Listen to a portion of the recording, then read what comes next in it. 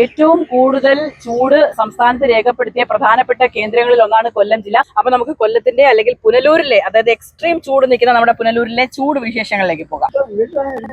വീട്ടിലിരിക്കാൻ വയ്യ, പുറത്തിറങ്ങാൻ വയ്യല്ലേ? ഇനിയിപ്പോ എന്തോ ചെയ്യും? തീയാണ്. ഇവിടെ മാത്രം മഴയില്ല. ഓട്ടം വളരെ കുറവാണ്, ആളില്ല. പിന്നെ ഞങ്ങള് വെയിലത്ത് പോയി അവിടെ കിടന്നെങ്കിൽ മാത്രമല്ല ആരെങ്കിലും വന്ന് ഞങ്ങളുടെ കയറും, അല്ലെന്നുണ്ടെങ്കിൽ ആരും കേറത്തില്ല.